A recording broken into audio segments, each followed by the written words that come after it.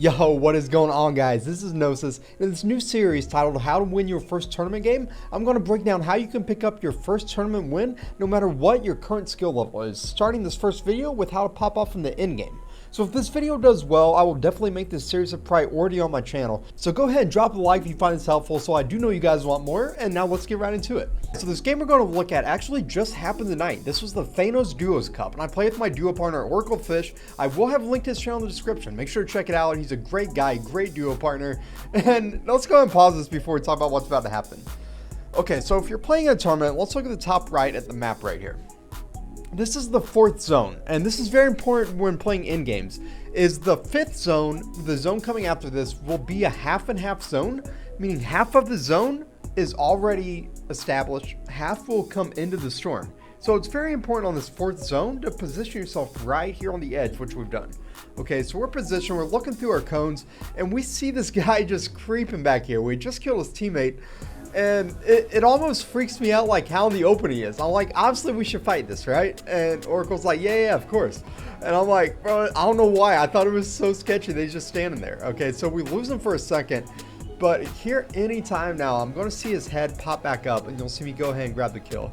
And as soon as I jump out, I already know I have the elim. He's not building, like he's obviously not a good player. So as I open the cone, I already called out that he's dead to Oracle. We knew we had the map refresh. And now if you look on the bottom right, we're in an amazing spot. If you look at the map now, we just talked about how in the fourth zone, you want to get on the edge, so you have a chance of pulling half and half. And look, we end up pulling half and half. We are already in zone. We now just got this map refresh. So we have max mats, we have extra metal left over. We're in a great spot. I told Oracle, I remember this specifically, I said, dude, we're going to win this game. Like, we pulled half and half. We have extra mats. We have great loot. We're still amazing at this point. So let's go ahead, go forward a little bit, and let's see what happens for moving zones.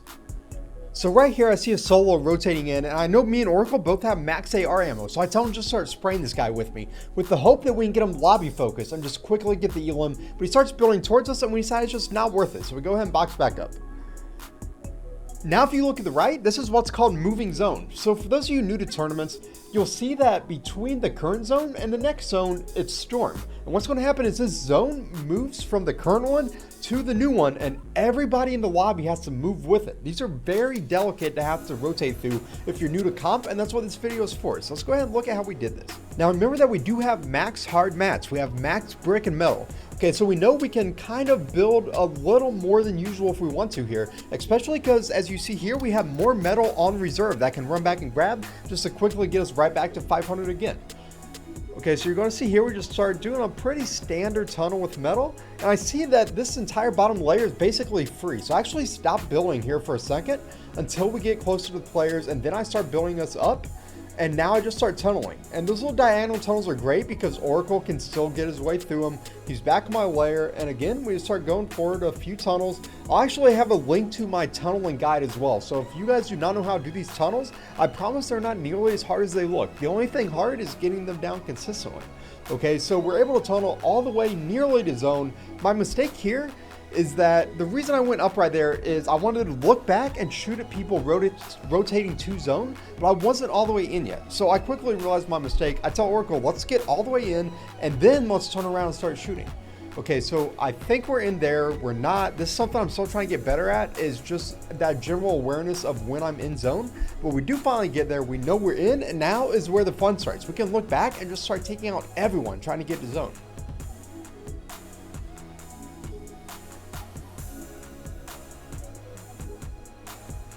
Now this right here is so good. I'm able to eliminate both of these players within a second of each other. That's 2 kill points, and we're able to just go ahead and start rotating again. We see the zone actually pulls back. So that's another thing about moving zones, is once the first one completes, you never know which direction the other one's going to go in. Fortunately for us, it pulls back through some old builds, so we can reuse those builds and just kind of get a head start here on this rotate. So I see a guy, I go for the shot, but because I didn't have a clear opportunity, I decided it's not worth it, and we start tunneling again. So right here, we're still ahead of zone. We're just kind of playing this slow, seeing what other people are doing. We're still decent on mats. You see I have 200 wood, 150 metal. Oracle has some. So I decide, let's go for height. I see this team coming up, and I look over at my mat count, and I decide, you know, it doesn't really feel worth it. I don't have enough experience in tournaments to be comfortable holding height with that little mats. So I drop down. I get a good shot on that guy. Hit him white, but was not able to get the finish.